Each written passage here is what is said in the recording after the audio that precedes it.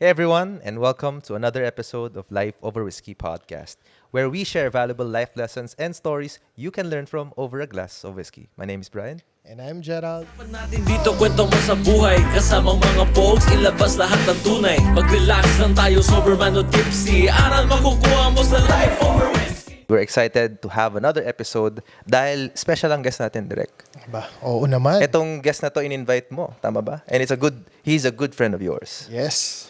Etong guest natin for tonight, Bri, inspiring ang story nito. That's why you invited him, di ba? Yeah. And also, Bri, ito kasing guest natin, hindi ko lang to kaibigan. Kliyente ko din to. Kliyente ko. You've done projects with him as well. Yes, several projects. And at the same time, yung kanyang sister is kumare ko. So may history din pala kayo. May history. Oh. Kala nyo kayo lang ang may nakaraan.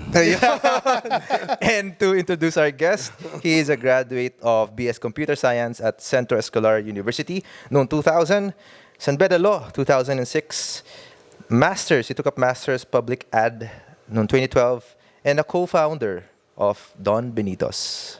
Kuya Kaloy. Hello. Hello, Welcome. guys. Kuya. Welcome to my vlog. Yan. Kuya, pakisabi mo nga yung AKA mo. Yan. My old friends call me Kaloy Palaboy. Bakit kaloy Yan. palaboy? Nung bata ako, lumaki ako sa Blooming Treat. Okay. So sa public market ng Blooming Treat, ang mama and daddy ko ay nagtitinda ng baboy sa sidewalk. Okay. Okay. So, yun, palaboy-laboy ako doon. Ay, thank you. Ayan. Cheers muna tayo, kuya, bago sa magandang kwento. Kaloy Palaboy. So, palaboy-laboy ako sa palengke. So, kung makakakita ka ng bata nung 90s na may hawak na text and nasa kahon ng sapatos, ako yun. Naglalaro ako ng text, mga tanching, yung mga pelikula ni FPJ. Kung inaabot mo yan, pelikula ni FPJ. Kung anong palabas ng uso noon, nakalagay siya sa text. Tapos magte-text ako sa palengke, naglalakad ako. Naglalaro ako ng karera ng bangka sa kanal. Nung araw, ang Blooming Treat, yung kanal umaandar. so, meron kami mga bamboo, may number yon. Tapos piso, 2 piso, 5 pisong taya nun. So, ibababa mo sabay-sabay, tapos hahabulin nyo sa kanal. So, yun mga laro ko nun. Kaya hindi pa uso yung COVID nun. Okay naman ako. Ayos naman siya. So, kuya, from what we're getting, nag-start kayo sa wala. Hindi siya walang-wala, pero very, very typical Filipino family. Okay. Na nakatira sa palengke. Alam mo, ang lolo ko, ang sabi niya sa family bago siya namatay, huwag kayong aalis ng palengke because sa palengke kakain kayo. Diba? Kung mapapansin mo sa palengke, bihira ang gutom eh. Diba? May scrap ng gulay, gigisa, kakain. Diba? May scrap ng mga laman, yung mga taga-palengke, may natirang baboy. Yung mga scrap ng baboy, ipapalit sa mga natirang gulay. Ipapalit sa prutas. O ate, akin na lang yan. O, palit. Hindi ka magugutom. Oo, magsipag ka lang. Tapos marunong ka makisama. Ako, hinihingi ko lang yung prutas nung araw eh. Yung mga overripe. Oh, ay ate, akin na lang to ha. Oh, sige, kayo na yan. Ganon. So parang nakakuha ko, walang tapon kung resourceful kayo. Yes, totoo yan. And sa palengke kasi, meron siyang culture na dapat pasok ka sa kanila. Parang Yes, fraternity. Parang siyang fraternity. Totoo yan. Pagka ikaw ay belonging doon, namatayan ka, tutulungan ka ng mga kasama mo. Mag-aambagan yan. Ganun ang culture doon. Meron kang inargabyado na isang tiga-palengke, tiga-ibang lugar ka, todas ka, kukuyugin ka niyan. Kasi kahit na hindi kayo masyadong nagpapansinan, ka.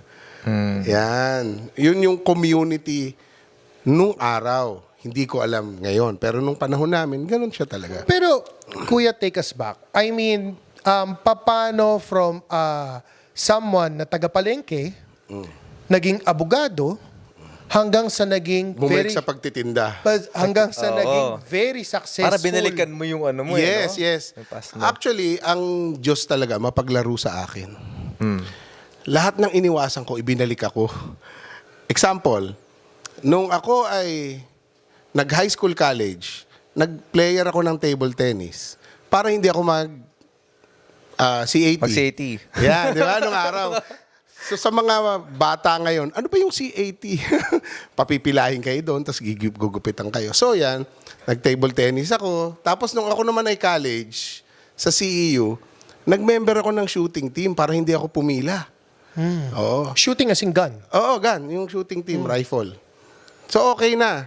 Akalain mo ba naman, nung pumasok ako sa BFP, hello sir, Direct Purakan, at saka ininong ko si Sir Candido. Pero alam mo, Bray, si Kuya Kaloy, kailangan ko lang sabihin to, ito ang pinakamayaman na palaboy na kilala ko. Ayun. Well, yun tayo. I hope. Wag nating i-deny. Yeah. Oo, sana. So yun nga. So nung nagpasok ako sa BFP, ang nangyari naman, lahat naman ng iniwasan ko, pinagawa sa akin.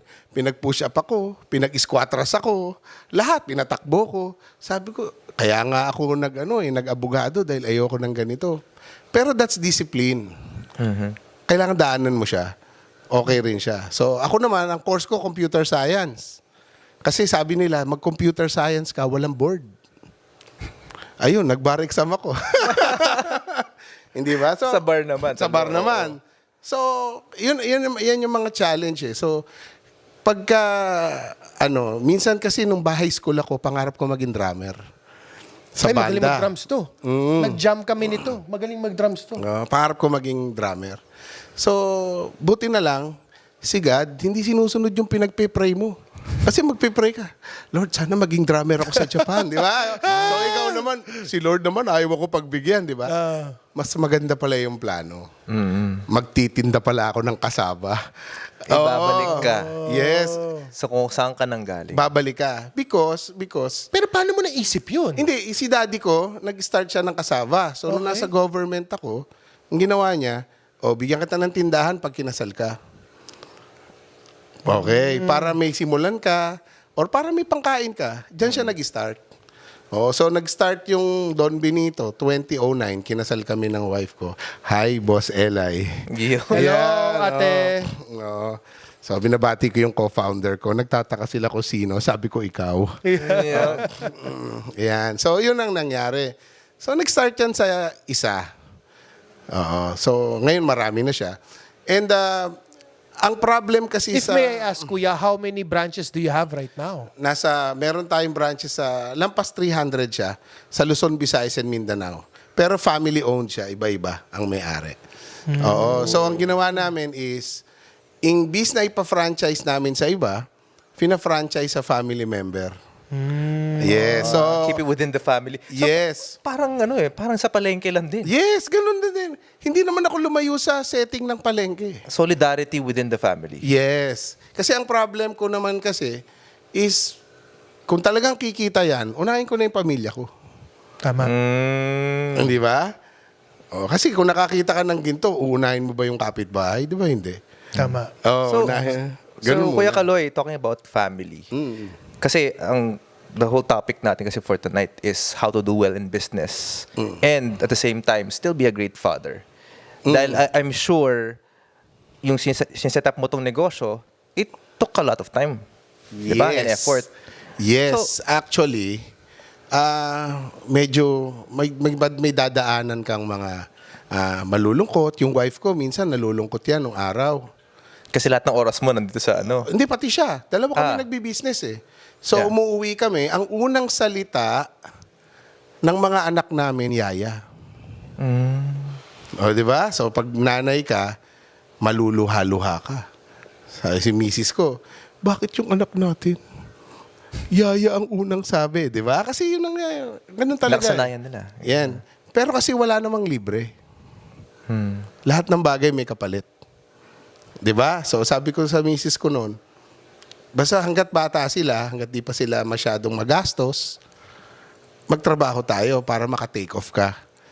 Ngayon, pagka nagkaisip yan at nangailangan ng pera, babalik sa'yo yan. True enough, di ba? Yung mga business persons, nagigilty sila talaga. Totoo yun. Sino ba idol mo? Ako si Gokong Wei, si John Gokong Wei. Kamamatay niya lang pero siya talaga yung idol ko. Nung nagkita kami, kinilig ako. Para ba nakita mo yung asawa mo for the first Ay, time? naku, kinilig talaga ako. Oo. Ang malupit, di pala siya nagtatagalog. So, so napilitan ako mag-English. Oo, kasi parang birthday niya, 85th birthday niya nung nagkita kami. Ayun, so nung nakita ko siya, nagkamay kami, kinikilig ako. Talaga? Oo, parang, kutya, si Idol, ganyan. Iba yung pakiramdam. Oo. Iba, isang idol ko si Ramon Ang, yan. Yeah. Alam mo, Yun ang mga inspiration mo to do well in business. Yes, yes. Kasi, pag makita mo sila, wala silang ere. Di ba, pag nakita mo si John Gokong, ordinaryo lang siya. Walang label, wala lahat. Pag nakikita ko si Ramon Ang sa TV, sabi ko, ang husay nito, naka-t-shirt na puti. Dapat ako din. Parang gusto ko dumating ang parang panahon. Mark Zuckerberg lang, kuya. Naka-t-shirt na puti lang. Tapos pag nagsalita siya, natural lang. Walang yabang. Walang hangin, sabihin na natin hindi sobrang calculated siya magsalita. Oh. Basta kung ano yung nasa isip niya, ito gagawin ko eh. 'Di ba? Ang bilis. Nahihirapan kasi ako ngayon pag nakikita ko sa Instagram, pati yung ordinaryong tao, gusto nila nakascript yung Instagram. Di ba? Pero, kuya, question lang. I mean, now that, your business is big and it's one of the most recognized brand in the Philippines, I'm curious, how do you take your time or calculate your time being with your son, si Don Bits, no? Ayan, Na yan. nandyan sa backstage sa ngayon. backstage. Oo. Like, lagi kayo magkasama. I mean, paano ka pa rin nagiging mahusay na tatay? At the same time, magaling ka negosyante. Actually, bit-bit namin sila. Ngayon, kagagaling lang namin ng Iloilo. Hello, Iloilo. See you soon. So, ang policy namin, mag-asawa, bitbitin natin kahit na natutulog, kahit na nasa sasakyan lang sila, basta bitbit natin. Kahit pa paano may makikita silang work ethic. Na ma-adapt nila sa inyo. Oo, kahit pa paano. Hindi yan masisiro. Lalo na kasi bata pa sila eh. Natural, makulit. Kayo yung role models kasi. Yeah, ganun lang siya. So, kung makikita niyo yung anak ko, pagkasama niyo siya, parang kasama niyo ako ng bata ako. Ganun siya. So, kaya natutuwa ako. Do you pressure your children? I mean, meron ka bang certain things na ginagawa, expectations? Or gusto mo ba si Don Beats maging next in line mo or might as well itakal niya ibang career? Hindi, ang expectation ko sa kanya, number one, you treat everybody well. Yeah. Yan ang expectation ko sa kanya. Kung ano ang trato mo sa driver, yan ang trato mo sa manager. Nakikita niya yon kung anong kinakain namin, kinakain ng driver, lahat yan. Yan ang expectation ko sa kanya. Yung mataas na grade, sana. Pero kung hindi niya gusto, okay lang. Kasi yung grades, importante siya, pero it's not everything. Ngayon. Pero coming from someone na mataas ang pinag-aralan, yan ang sinasabi mo. Yeah. Pag-aaral is kailangan. Don't get me wrong. Kailangan yung pag-aaral para maintindihan mo yung common sense. Mas mataas yung common sense eh. Maraming matalinong tao, mahina sa common sense. I know, mapapansin mo yan. May mga kliyente ka na hindi mo maipaliwanag kasi ang bagal-bagal. Pero ang dami niyang title. Di ba? Kasi sometimes, yung title mo, nakaharang sa progress mo. Yan. Nung nagsisimula ako, sabi sa akin, ba't ka nagtitinda ng kasaba? Abogado ka? Ang sagot ko lang simple. Ba't hindi? Pera yun. Pera yun eh. Ngayon, nagtitinda ako ng sabon. Alam niyo ba, natutuwa ako pag nasa expo ako. Nagtitinda ako ng sabon. Tapos hindi nila ako kilala. Tapos sabi, ma'am, bili kayo ng sabon. Diba? Nakakatuwa pag pinapansin ka nila because nagtitinda ka. Ma'am, ito yung product namin. Pero hindi nila alam ikaw yung owner. Hindi. Hindi mo naman nila kailangan eh. 'Di ba? Ang kailangan nilang makita yung product mo. Na maganda. Regardless ikaw. Huwag mo na intindihin ikaw. Ang problem kasi is parati focus ka sa sarili mo. No. You focus sa product. So, ibig sabihin, kuya, aside sa Don Benitos, Oo. meron ka pa ibang negosyo? Yes. Kasi marami tayong babayarin. Dahil na nung pandemic, hindi rin ako exempted. Kailangan din mag-invest nung pandemic. So, nag-invest din ako, nangutang ako sa bangko. Hello, China Bank and BDO. Yung ating mga kapartner sa Pagunlad. So, yan, mga kapartner natin yan. Importante may backup ka ng bangko. Yes. Yes. So, tinutulungan nila ako, ganyan. So, kaya kailangan mo mag-expand. Yan. So, ngayon nakakatuwa yung mga anak ko, nakakaintindi na. Bit-bit ko na sila. Ano yung bago mo negosyo, kuya? So, nagtitinda ako ng sabon, hindi man bagay sa akin. Pero dishwashing siya. Okay. Tsaka nagtitinda kami ng pabango and nag-develop kami ng mga luxury Airbnb. Okay. I hope you visit Villa Elisa. Saan Makita located, niyo kuya? siya. Meron kami sa Silang, 2, and isa sa Tagaytay, and upcoming yung Sambales sa Botolan. So, ibig sabihin, perfect pala to pang team building. Yes. Pupunta tayo dun. Ay, oo, ang team building dito, pag pumasok kayo magkakagalit, patay na kayo paglabas. Ganun kalaki, ha? Ganon. Hindi, mag-enjoy kayo. Kasi ang policy namin sa bahay, we treat guests as guests. Yun talaga. Yung pagbisita ka, kakain ka ng masarap. Yung misis ko, mahilig siya maghain. Gusto niya yung, killing me softly. Papatayin ka niya sa kabusugan. Yung misis, Lagi kang busog. lagi kang busog. So pagka may bisita kami, ayoko na, hindi nagluto pa ako. Kaya, Hindi ka makatanggi, di Oo, ba? yung misis ko, yung paglabas mo, hindi mo siya malilimot. Grabe, busog na busog ako doon. Ayan. Kasi, yung ng aming family culture. So, Yes. pag may nagutom, pakainin mo. Ganun, kaya kami bumagsak sa pagkain eh. Kasi natural yan sa amin. May magutom ka, ito pagkain. Yan. Ganun lang siya kasimple. Wala nang komplikasyon. Bray, Visit tayo doon soon, direct. we will, definitely. By the way, Bray, curious lang ako. Kasi gusto ko lang makuha ang point of view ngayon na you're an entrepreneur. And at the same time, ngayon parang papunta ka na dun sa fatherhood. Although wala ka pang anak, kakasal ka. Uy, congratulations. Ay, salamat. So curious lang ako. Let's think to sa that. tingin mo, ano ang qualities ng isang entrepreneur at dapat ka maging isang magaling na tatay? Paano mo siya pagsasabayin sa point of view mo? Dahil ikaw wala ka pang Anong qualities, Anong qualities? na makikita mo sa isang entrepreneur Yes. at the same time sa isang tatay? Sa isang tatay. Ako, sobrang nakaka-relate ako and I resonate with what you said, Kuya Kaloy, na treat each other with the same respect as you would any other person. Yes. Kasi at the end of the day, we're still human beings. Titles are just titles. Palamuti lang yan. Pag So- namatay ka, wala na yan. Tapos Hindi, pag namatay ka, nakaukit naman siya. Kaya. Nakakukit naman. Pero Nakakukit naman. hanggang doon lang yun. Hindi mo naman dadala yun eh. Ayo, si attorney, patay. Ganun din. Patay ka rin. Ako, but I'm still in the process and the journey rin of rediscovering my path basically as an entrepreneur. And as, eventually if I would be a father as well, I would love to bring my child as well Yes. inside the business. Minsan magasto sila, pero tiisin mo lang. Paparinig yung tatay mo. Tawagin mo yan. Dito, dito. Sa camera, ha? Magano ka lang. Yan, sayang naman yung kagwapuhan mo, anak. Dito. Halika. Makita natin. Dito ka. Yan. Sayang naman yung Tabi kagwapuhan ka mo. muna kay daddy yan. Makinig ka Yan. muna, ha? Oo. Ayan. Hindi ka pa pwedeng uminom, ha? Sige. So, since nandito ka na, pakilala ka. My name is Don Carlo Benito. Yun lang.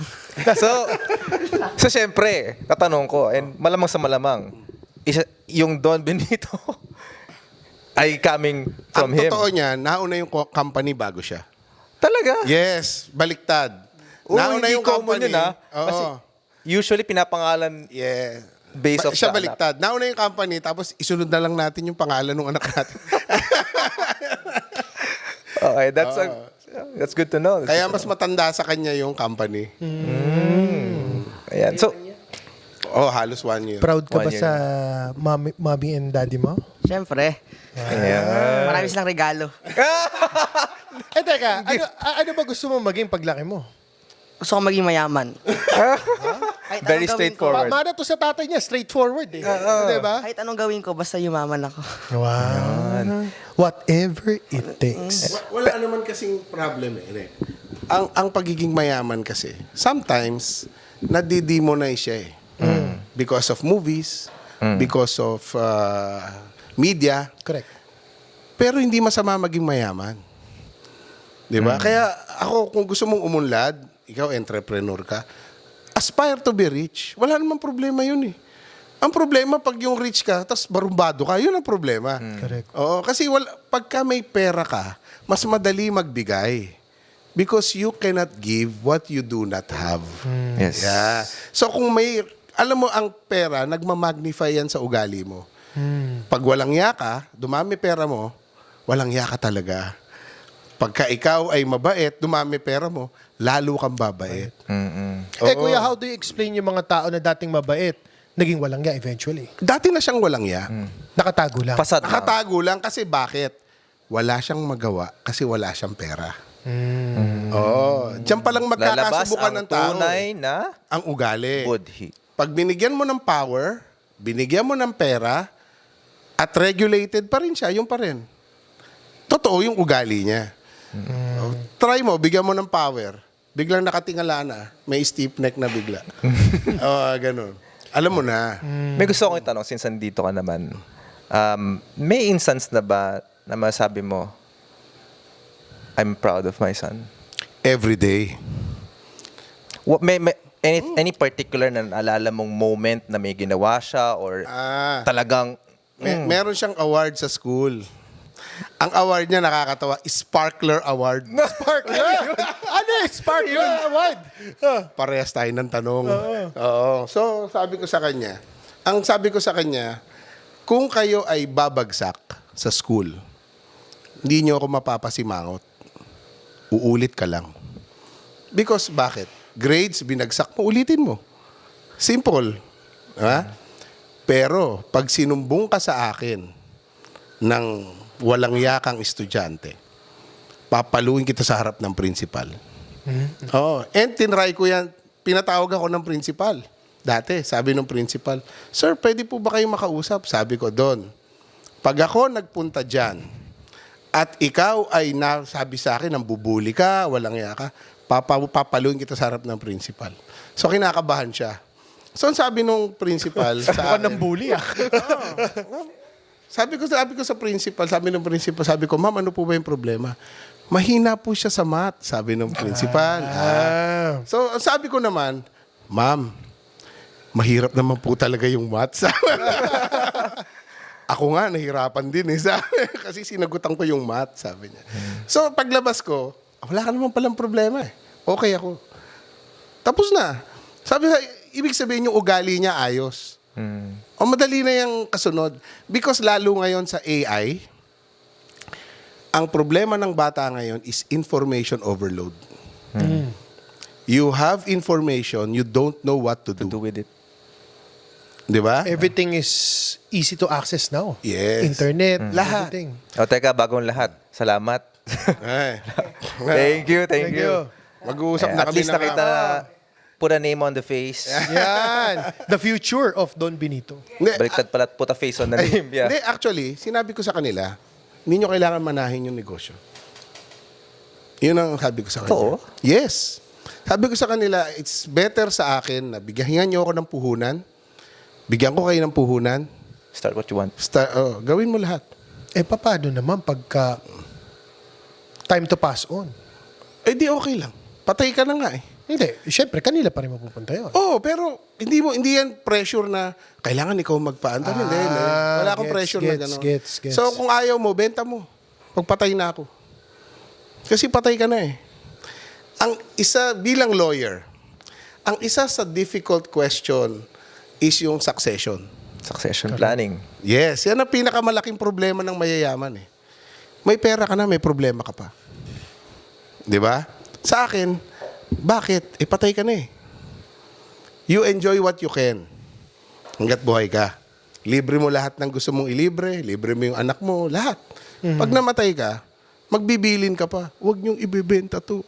Huwag niyong ibebenta to. patay ka na eh. Anything can happen pag patay ka na. So dapat pag buhay ka, enjoy memories. Ang galing. Oh. So, Na-inspire ako dito ah. ay, diba? Sabi ko sa'yo Nararamdaman ko eh. Diba? So, Bri, sa ngayong mga sinabi ni Kuya Kaloy, ano ang takeaway mo? Ako, ang takeaway ko dito is life has a funny way to bring you back to where you should be. Yes. That's the first thing. And the second thing, yun, sinabi ko kanina, if you treat each other with the same respect as you would with anybody, then they would treat you the same way. And nagmamagnify yan ah. Ako, ang karamihan ng tumulong sa akin sa mga desperate times nung abogado ako, mga messenger. Wow. Oo, yung boss, may problema ako. Yan lang ba problema mo? Halika, ilalapit kita. Pero ang totoo, kakainan ko lang ng fishball yung messenger. Sa baba ng Ortigas. Nung namoblema ka, hindi naman yung mga abogado tumulong sa iyo. Yung messenger. Yes. Tama. Oo. So, Kuya, ikaw naman, anong mapapayo mo sa mga audience natin na, or takeaway mo for tonight, na gustong maging negosyante at the same time mahusay na tatay pa rin? Kasi sabi nga nila, may masasacrifice ka eh. Meron. So, hello guys. I-limit lang natin yung masasacrifice. May limit naman yan eh. Ang nagiging issue kasi is, kailan ka hihinto? Ginanahan ka magnegosyo? The big Nanggigil question. ka? May party yung anak mo? Meron kang negosyong Kailangan kailangan? i-close, ganyan. Kailan ka hihinto? Yan ang tanong eh. Sa simula, madali yun eh. Kailangan mo talaga minsan ipagpalit. Wala kang magawa eh. Kasi sayang yung opportunity eh. Pero pagka meron ka na, kailan ka hihinto? Yan ang tanong. Kaya hanggat nagsisimula ka, banatan mo ng todo. Hanggat yung mga bata naman, magkakaisip yan. Mga So, pag 5, made ka 6. na, pwede ka na mag-concentrate sa Pwede ka nang mamili ng mga hindi kailangan. Pero kasi pag nag-start kang mag-business, sa mga nag-i-start mag-business, hindi siya talaga madali. Mahirap mag-adjust. Handa mo na yung sarili mo. Handa mo na. Kasi kahit kami, abogado kami, wala akong pakialam kung abogado ka. Masarap ba yung produkto mo o hindi? Yan, no. Halimbawa, si Gerald, abogado siya. Hindi maganda yung editing niya. Anong pakialam ng client? Wala. Di ba? So, yung title lang is, yan sa amin, ang title is, pampasaya yan sa parents eh. Totoo lang. Ang title mo, number 1 is hindi yan para sa'yo. Para sa magulang mo yan. Sila ang unang tataas ang dibdib. Yung ano ko, abogado. Nagbibigay na nga ng payo minsan eh. Pero ikaw yung abogado. Ganun talaga siya. Ang title ng anak is trophy ng parents. Exactly. Yan. Oh. And then what you do with your title, problema mo yan. It's up to you. It's up to you. Yeah. So, wag ka lang, ang number 1 rule ko kasi is, wag kang bully. Yan. How about you, Derek? Ano bang takeaway mo for tonight? Ako, takeaway ko for tonight is number 1, stay humble. Even if nasa tuktok ka na, sabi nga ni Kuya Kaloy, is that treat everyone. Kung paano mo tinitreat ang driver, janitor, ganun mo i-treat ang CEO. At saka, let me remind you, walang tuktok.